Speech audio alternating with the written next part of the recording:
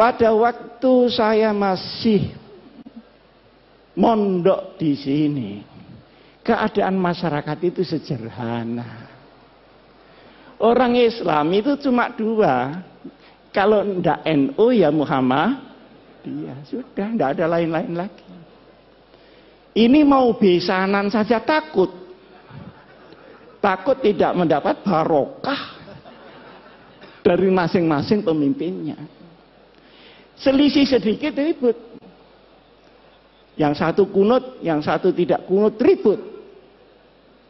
Padahal di kitabnya orang NU ada kunutnya dan ada tidak kunutnya.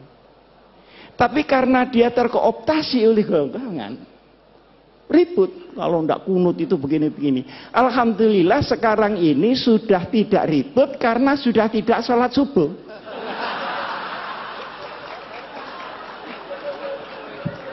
Jadi problemnya sudah kelewat. Dulu Pak Den waktu saya masih habis dari Gontor pulang, beda hari raya itu berkelahi Pak. Takut ini puasanya dosa segala macam. Padahal yang selisih Muhammadiyah sama NU ini kan cuma tanggalnya, kan bukan hari rayanya. Bener apa enggak? Betul. Nah, kalau dibetulkan pengasuh sahih sudah. Yang beda itu tanggalnya. Kalau sholatnya ya itu Allahu Akbar sekian kali takbirnya ya sama.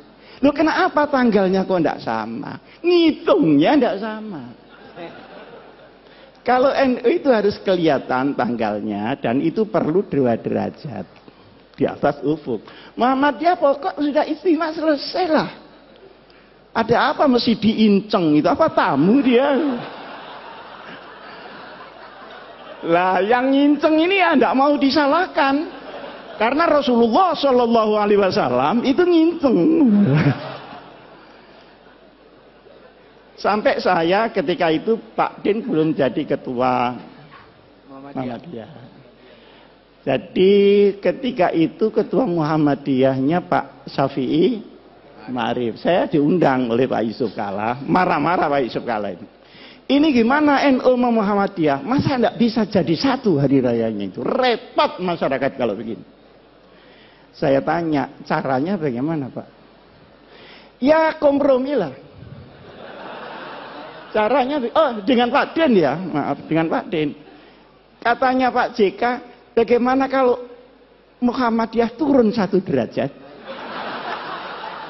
NU-nya naik 1 derajat. Oh, kalau begitu langsung cash and carry saja.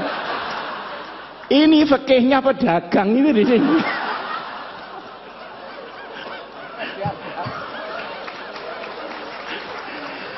Kok disuruh naik turun? Saya bilang tidak bisa Pak itu. Lalu terus yang bisa bagaimana? Yang bisa pengertian seluruh umat Islam bahwa perbedaan itu terbuka memang ada.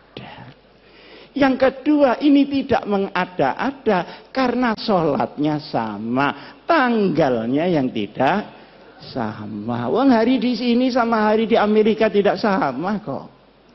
Kita berangkat dari Jepang, dari Narita itu ya Pak Akhir, itu Jumat sore, sampai di California itu Jumat pagi. Ini sembahyang Jumat lagi apa tidak? Kalau sembahyang Jumat lagi kok sregep banget gitu loh. Sregep banget. Tapi ketika pulangnya, misalnya dari New York ke Jakarta, berangkatnya Jumat pagi, itu sampai Jakarta hari Minggu. Jadi kehilangan 1 hari, tidak tahu di mana Sabtunya ini. Jadi soal tanggal itu sudah biasa-biasa saja lah soal tanggal. Nah, alhamdulillah ini karena mungkin zamannya yang berubah, maka kedekatan ini semakin hari semakin nyata. Saya sama Pak Din sering diundang pidato bareng gitu. Kadang saya bisa, Kadang Pak Din bisa, kadang salah satu enggak bisa gitu. Tapi lebih sering saya diundang Muhammadiyah daripada Pak Din diundang NU. Hah? Padahal ini mantan NU nih.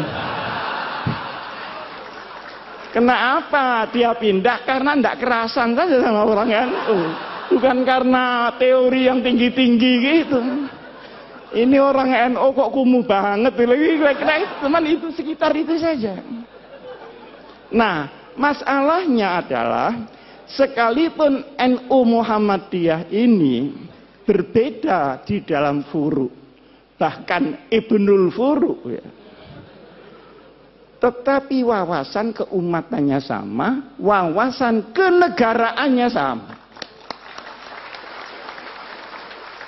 Karena Hadratus Syekh Kiai Hasyim Asy'ari ikut mendirikan republik. Kiai Ahmad Dahlan ikut mendirikan republik. Pahlawan nasional ada di dua belah pihak. Tahu jerih payahnya bagaimana membawa Islam di tengah kebinekaan yang luar biasa itu. Maka sabar. NU sama Muhammadiyah itu sabar. Cuman NU itu sama Muhammadiyah menurut saya itu sepasang sandal. Jadi kalau dipakai semua. Kalau tidak ya sekalian tidak semua. Jangan dipakai yang kanan, yang kiri tidak dipakai. Nah ini kira orang stres itu. Orang NU suruh bikin universitas rapi seperti Muhammadiyah. Sulit Pak. Tapi rahasia, jangan ngomong-ngomong orang. Tapi orang Muhammadiyah suruh ngurusi orang macul yang sehari-hari tidak ngerti apa-apa. Sehingga dia musyrik menjadi muslim. Enggak sabar juga Pak. Nah, bertemunya ini banyak yang tidak suka. Oleh karenanya, maka wawasan keagamaan, wawasan keumatan, wawasan kebangsaan dan kenegaraan tidak boleh dirobek oleh kepentingan apapun juga. Ini pertama. Sekarang yang kedua. Pandangan-pandangan kaum muslimin terhadap negara Indonesia ini baru selesai setelah berpikir 40 tahun. Waktu tahun 1945 kita merdeka. Nah setelah itu umat Islam berbagai macam pandangan Indonesia ini diapakan dan disestempel apa. Maka ada yang keras, harus pakai stempel Islam. Nah